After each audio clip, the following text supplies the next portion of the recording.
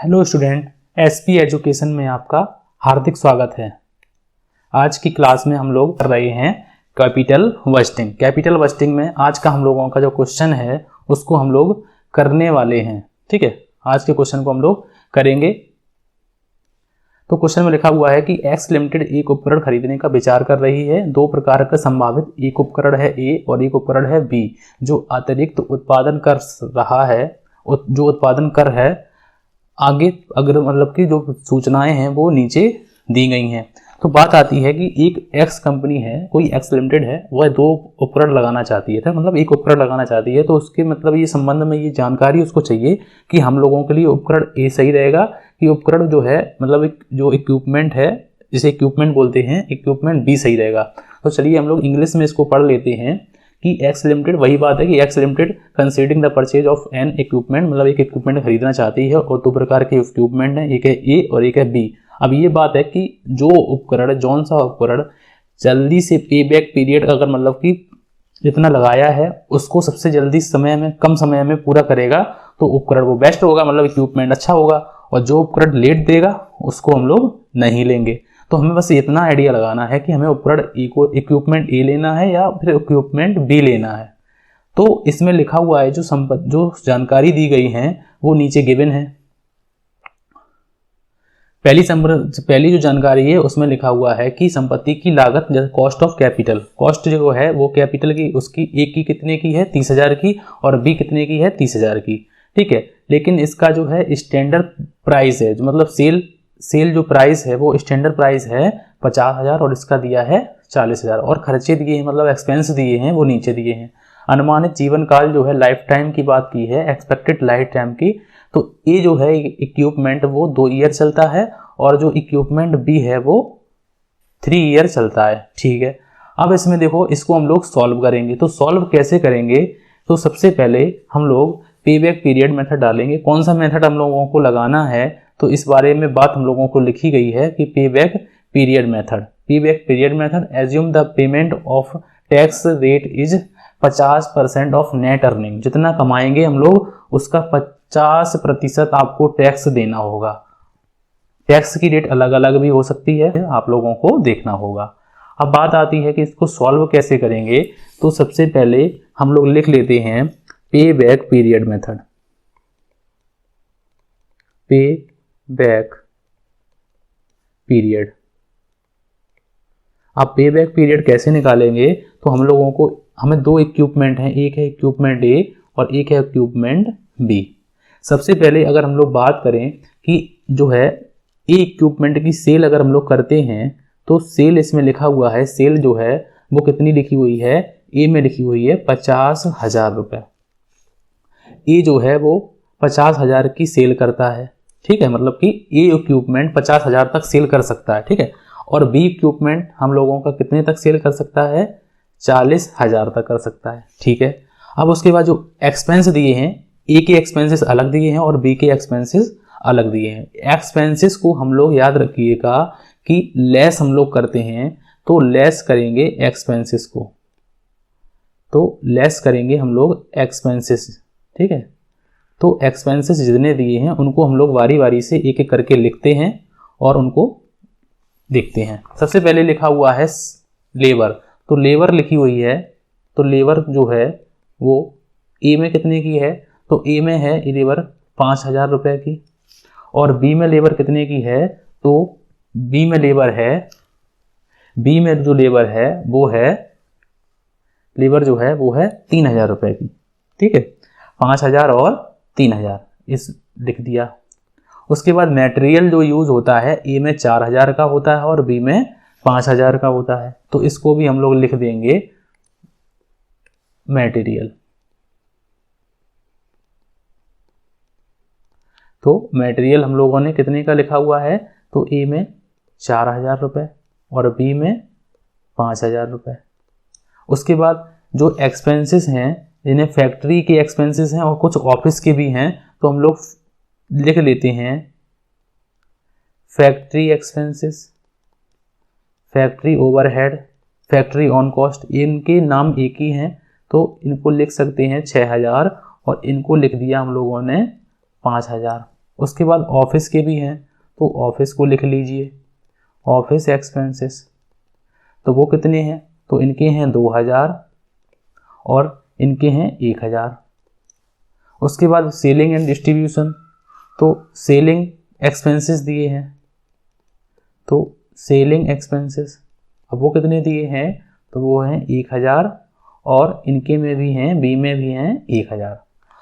अब उसके बाद बात आती है कि इनका टोटल करेंगे हम लोग, जो इनका टोटल करेंगे तो इनका हम लोग कर लेंगे टोटल। अब टोटल करेंगे तो इसका जो टोटल होगा तो इनका टोटल कहलाएगा, इनका 5 और 4 9, 9 6 15, 15 और 2 हम लोगों के होंगे 15 और 2 17, 17 और 1 18। तो एक्सपेंस का टोटल आ गया हम लोगों का 18,000 रुपये, इनका हम लोगों ने टोटल किया। उसके बाद 3 और 5 8, 8 और 5 13, 14 और 1 15, तो इनका टोटल हो गया हम लोगों का 15,000। अब खर्चे हम लोगों ने सेल कितनी की है, ए ने, अगर ए को देखा जाए तो ए ने कितने रुपए की सेल की है, 50,000 की, ठीक है, उसको हम लोग लिख लेते हैं। तो ए ने सेल की है 50,000 रुपये की, और खर्चा कितने हैं, तो ए के खर्चे हैं 18,000 रुपये। तो अगर हम लोग इसमें से इसको माइनस करते हैं तो हम लोगों का प्रॉफिट आएगा, और वो प्रॉफिट कैसा होगा, profit before depreciation, before depreciation and before tax, क्योंकि अभी हम लोगों ने क्या किया है, ना ही तो डेप्रीसिएशन को माइनस किया है और ना ही हम लोगों ने टैक्स को माइनस किया है। तो अगर हम लोग 50 में से 18,000 को घटा देते हैं तो हम लोगों का जो प्रॉफिट आएगा बिफोर वाला तो होगा 32,000 रुपये। और इसका जो है, इसका कितना है, तो बी वाले की सेल है 40,000, तो बी वाले की सेल है 40,000 और माइनस करेंगे इनके खर्चे, तो खर्चे कितने हैं इनके 15,000। 40,000 में अगर हम लोग 15,000 को माइनस करते हैं तो इनका भी प्रॉफिट आ गया, और जो प्रॉफिट है ये कैसा है, तो ये प्रॉफिट है before depreciation and before depreciation and before tax. लेकिन हम लोगों को अगर हम लोग पे बैक पीरियड निकालते हैं तो पे बैक पीरियड में हम लोग क्या करते हैं कि नेट इन्वेस्टमेंट बटे में हम लोग लिखते हैं ओएस, मतलब ऑपरेटिंग सेविंग। ऑपरेटिंग सेविंग हम लोगों की इसी प्रकार से आती हैं, जो हम प्रॉफिट कमाते हैं उसी को बोलते हैं ऑपरेटिंग सेविंग। अब ऑपरेटिंग सेविंग हमको चाहिए कैसी, तो वो बिफोर डेप्रीसिएशन होती हैं और आफ्टर टैक्स होती हैं। तो हम लोगों को क्या करना पड़ेगा, पहले डेप्रीसिएशन को माइनस करना होगा, तो लेस करेंगे डेप्रीसिएशन। अब डेप्रीसिएशन आएगा कैसे, उसकी बात आती है। तो डेप्रीसिएशन का मैंने आप लोगों को फॉर्मूला एक बताया हुआ है कि कॉस्ट माइनस स्क्रैप वैल्यू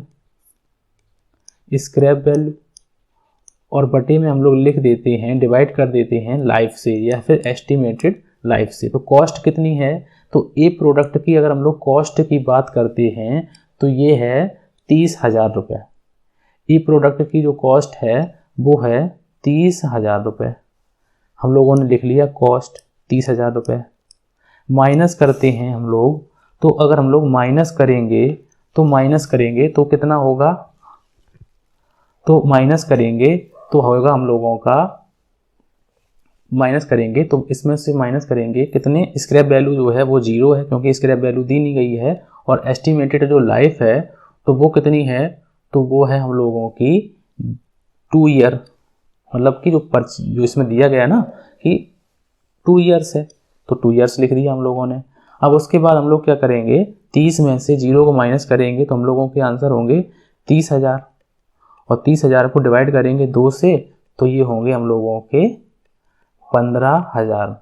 तो डेप्रीसिएशन जो निकल के आएगा तो वो डेप्रीसिएशन जो है वो है 15,000 रुपये। डेप्रीसिएशन कितना निकल के आया है, 15,000 रुपये। अब इसके बाद हम लोगों ने तो इनका कितने का निकलेगा, बी वालों का कितने निकलेगा, तो बी वालों का जो है इनकी भी कॉस्ट 30,000 है। 30,000 में से हम लोग 0 माइनस करेंगे, 30,000 में से माइनस करेंगे 0, क्योंकि इसकी भी स्क्रैप वैल्यू है नहीं है, तो और डिवाइड करेंगे हम लोग 3 वर्ष से, क्योंकि इसमें जो दिया है एस्टिमेटेड लाइफ जो है वो बी पार्ट में 3 वर्ष दिया गया है। ठीक है, तो हम लोगों ने 3 से भाग देंगे। तो 3 से अगर हम लोग भाग देंगे तो इसका डेप्रीसिएशन निकल के आएगा 10,000 रुपये। तो इसका कितना निकल के आया है, तो इसका निकल के आया डेप्रीसिएशन 10,000 रुपये। अब हम लोग करेंगे क्या, तो अब हम लोग करेंगे इनकी बात करेंगे। तो 32,000 में से अगर हम लोग 15,000 को माइनस करते हैं तो हम लोगों का प्रॉफिट आएगा 17,000 रुपये, और 25 में से अगर हम लोग 10 को माइनस करते हैं तो हम लोगों का आंसर आएगा 15,000 रुपये। तो ये जो प्रॉफिट है, ये प्रॉफिट कैसा प्रॉफिट दिया गया है, तो प्रॉफिट जो आया है हम लोगों का, तो वो प्रॉफिट कैसा है, तो ये जो प्रॉफिट है अब है हम लोगों का after depreciation and before tax profit after depreciation and before tax. अब हम लोग इसमें लगाएंगे टैक्स रेट कितनी है, तो टैक्स रेट है 50%, 50% दिया है। तो लास्ट में सबसे पहले लास्ट में दिया है कि जो टैक्स है वो 50% लगाया जाता है। तो 50% हम लोग लगाएंगे, तो हम लोग 50% अगर लगाएंगे तो 17,000 का 50% अगर हम लोग बात करें तो जस्ट इसका हाफ होगा।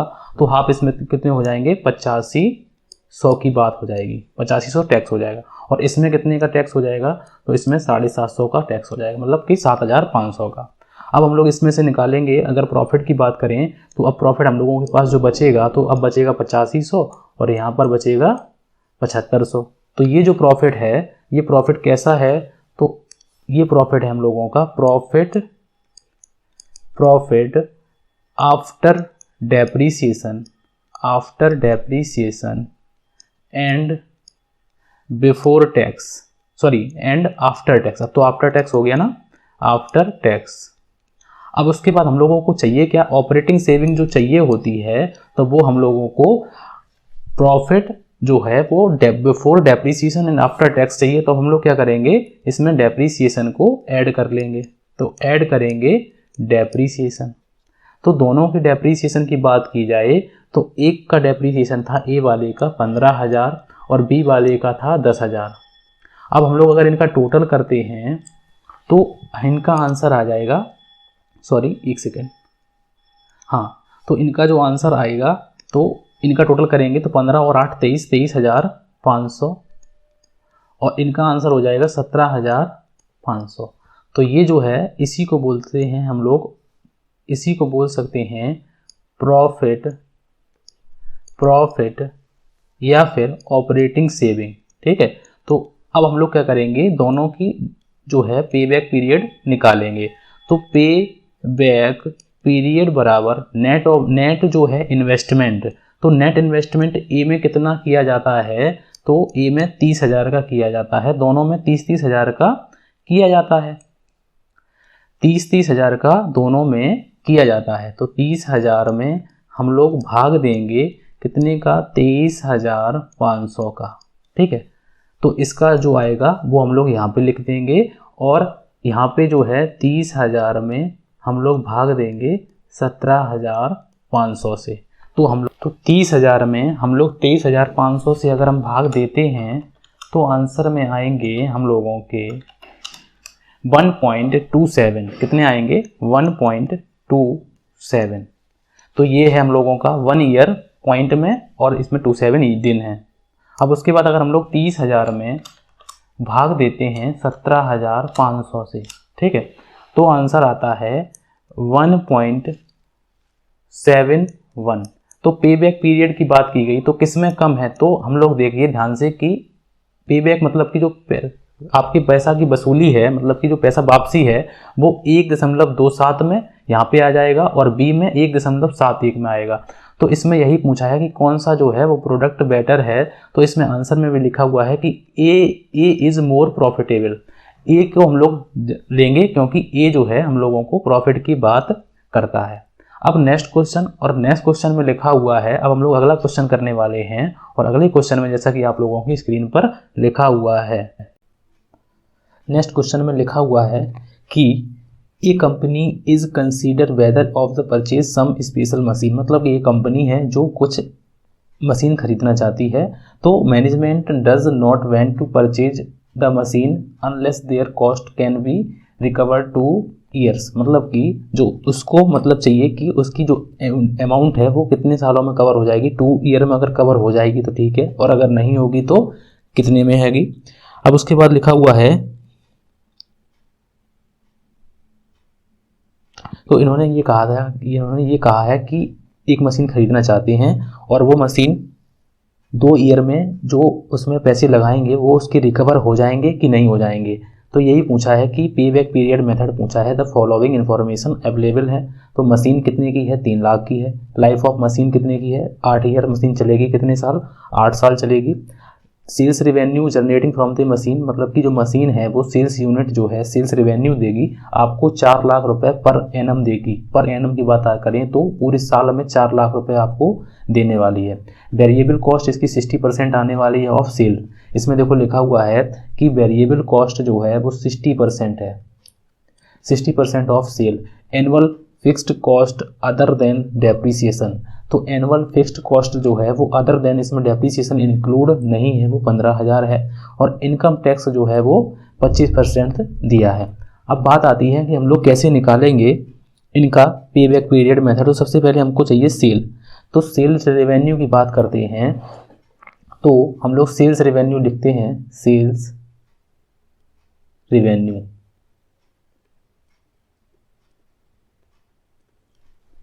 अब सेल्स रेवेन्यू कितना है, तो सेल्स रेवेन्यू है 4 लाख। अब उसमें से हम लोग क्या माइनस करते हैं, तो माइनस करते हैं सेल्स में से हम लोग एक्सपेंसेस माइनस करते हैं। और एक्सपेंसेस इनके 2 प्रकार के हैं, एक है वेरिएबल एक्सपेंसेस और एक है फिक्स एक्सपेंसेस। फिक्स एक्सपेंसेस दिए हैं लेकिन वेरिएबल एक्सपेंसेस बोला है 60% ऑफ सेल। अब सेल है हम लोगों की 4 लाख। अब वेरिएबल एक्सपेंसेस डाल लेते हैं, वेरिएबल कॉस्ट जिसे बोलते हैं हम लोग,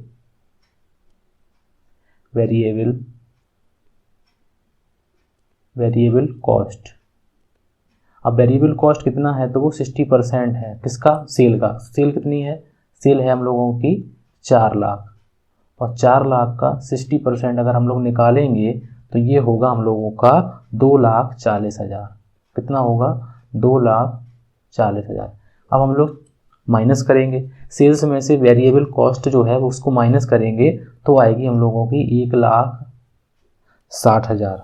अब उसके बाद और एक्सपेंसेस हैं, और भी एक्सपेंसेस हैं, कौन से हैं, तो वेरिएबल के बाद है हम लोगों के फिक्स्ड कॉस्ट। अब फिक्स्ड कॉस्ट दी है वो है 15,000 रुपये। तो हम लोग इसमें से अगर हम लोग 15,000 को माइनस करते हैं तो आंसर आएगा हम लोगों का 1,45,000 रुपये। अब ये प्रॉफिट जो है ये कैसा है, तो ये प्रॉफिट है जो वो है, हम लोग लिख लेते हैं कि ऐसा दिया है। तो profit before depreciation and tax, ये जो प्रॉफिट दिया है ये बिफोर डेप्रीसिएशन है और इसमें टैक्स भी अभी हम लोगों का माइनस नहीं हुआ है। अब हम लोग क्या करेंगे, तो अब हम लोग करेंगे कि डेप्रीसिएशन को माइनस करेंगे। अब डेप्रीसिएशन कैसे निकालेंगे, तो डेप्रीसिएशन निकालने के लिए हम लोग क्या करते हैं कि डेप्रीसिएशन का एक फॉर्मूला होता है, डेप्रीसिएशन बराबर, हमने अभी बताया था आप लोगों को कि कॉस्ट माइनस स्क्रैप वैल्यू। तो स्क्रैप वैल्यू तो है नहीं इसमें, लेकिन कॉस्ट दी है 3 लाख रुपए। कितनी दी है, 3 लाख रुपए। माइनस करेंगे, स्क्रैप वैल्यू 0 है, और डिवाइड करेंगे हम लोग 8 से। तो लाइफ टाइम की बात करेंगे तो 8 ईयर दिया है, ठीक है। अब उसके बाद अगर हम लोग 3 लाख में भाग देते हैं, 3 लाख में अगर हम लोग भाग देते हैं 8 का, तो हम लोगों का आंसर जो आएगा वो आएगा 37,500। तो डेप्रीसिएशन निकल के कितना आया है, तो डेप्रीसिएशन को हम लोग करेंगे माइनस, लेस करेंगे, तो डेप्रीसिएशन माइनस करेंगे। अब डेप्रीसिएशन कितना निकल के आया है, तो डेप्रीसिएशन आया है 37,500। तो हम लोग इसको इसमें से माइनस कर देंगे। जब हम लोग 1,45,000 में से 37,500 माइनस करेंगे तो आंसर आएगा हम लोगों का 1,07,500। तो ये क्या है, तो ये है हम लोगों का प्रॉफिट। तो है प्रॉफिट है, लेकिन ये प्रॉफिट जो है वो कैसा प्रॉफिट है, profit after depreciation, after depreciation and before tax. कैसा है, बिफोर टैक्स है। अब हम लोग क्या करेंगे कि इसमें से माइनस करेंगे किसको, तो माइनस करेंगे हम लोग टैक्स को, तो लेस करेंगे हम लोग टैक्स। अब टैक्स का है कितना, तो टैक्स का दिया है 25%। टैक्स का कितना दिया है, 25%। तो 25% अगर हम लोग निकालेंगे तो इनकम का 25%, तो हम लोग 1,07,000 का 500 का अगर 25% निकालते हैं तो आंसर में आएगा हम लोगों का 26,875। 26,875। अब हम लोग इनका करेंगे टोटल, तो 5 7 2 7 6 13 14 से लगी 1 और 3 और 1, तो ये आंसर आएगा हम लोगों का, सॉरी इसको माइनस करेंगे, मैंने इसमें ऐड कर दिया है, इसको हम लोग माइनस करेंगे, एक सेकेंड। हाँ, तो जब हम लोग इसमें से इसको माइनस करेंगे तो आंसर में आना चाहिए हम लोगों का 80,625। ठीक है, जब हम लोग इसमें से इसको माइनस करेंगे, उसके बाद हम लोग क्या करेंगे कि हम लोगों को ये जो आया है हम लोगों के पास, तो ये क्या है, तो ये प्रॉफिट तो है, लेकिन अब प्रॉफिट जो है वो कैसा है, तो profit after depreciation, after depreciation and after tax, after depreciation and tax दो है। लेकिन हम लोगों को प्रॉफिट चाहिए कैसा, तो हम लोगों को चाहिए प्रॉफिट जो हम लोगों को चाहिए है तो वो प्रॉफिट चाहिए before depreciation and after tax. अब हम लोगों को इसको बिफोर करना है तो हम लोग क्या करेंगे, हम लोग इसमें ऐड कर लेंगे। तो ऐड कर लेंगे, किसको ऐड कर लेंगे, तो हम लोग कर लेंगे डेप्रिसिएशन को ऐड कर लेंगे। ये मैंने आप लोगों को पिछली क्लास में भी बताया हुआ है और अभी हम लोगों ने एक क्वेश्चन ऊपर भी किया था अभी, तो हम लोगों ने उसमें भी हम लोगों को बताया है कि इसी को बोलते हैं ऑपरेटिंग सेविंग भी बोलते हैं। ठीक है, तो हम लोग डेप्रिसिएशन को क्या करेंगे, ऐड करेंगे। अब 37,500, अब 37,500 को ऐड करेंगे तो हम लोगों का प्रॉफिट जो होगा वो होगा 1,18,125। कितना होगा, 1,18,125। ये क्या है, तो ये है हम लोगों का प्रॉफिट, इसी को बोल सकते हैं ऑपरेटिंग सेविंग। तो इसी को बोलते हैं operating saving before depreciation and after tax. ठीक है, अब उसके बाद हम लोग क्या करेंगे, अब हम लोग निकालेंगे पे बैक पीरियड। तो पे बैक पीरियड कैसे निकालेंगे, तो सबसे पहले हम लोगों को पे बैक पीरियड का फॉर्मूला मालूम होना चाहिए। तो नेट इन्वेस्टमेंट जिसे हम लोग NI बोल सकते हैं और डिवाइड करेंगे OS जिसे ऑपरेटिंग सेविंग बोलते हैं, या इसी को हम लोग प्रॉफिट भी बोल सकते हैं। अब नेट इन्वेस्टमेंट कितना किया था कंपनी ने, तो कंपनी ने किया था 3 लाख रुपए, और ऑपरेटिंग सेविंग जो है वो कितनी है, 1,18,125। तो हम लोग जब इसमें इसको भाग देंगे तो आंसर में आएगा हम लोगों का 2.54 ईयर। तो कितना आएगा, 2.54 ईयर। तो इस प्रकार से हम लोग इसको कर सकते हैं। तो ये प्रपोजल जो है इसको एक्सेप्ट करना चाहिए तो नहीं करना चाहिए, क्योंकि उनको जो है वो उनकी अमाउंट उनको कितने साल में रिटर्न चाहिए थी, 2 साल के अंदर। लेकिन यहाँ पे क्या है कि यहाँ पे 2 साल से ज़्यादा साल मतलब कि 2 साल से ज़्यादा साल का यूज़ किया गया है। तो इसलिए इस जो है इस मेथड को हम लोग इस मशीन को नहीं लगाएंगे। तो इस प्रकार से इस क्वेश्चन का आंसर हम लोगों ने निकाल लिया है। अगर आप लोगों को वीडियो अच्छी लगी तो प्लीज़ लाइक करें और वीडियो को चैनल को सब्सक्राइब जरूर करें। Thank you for watching.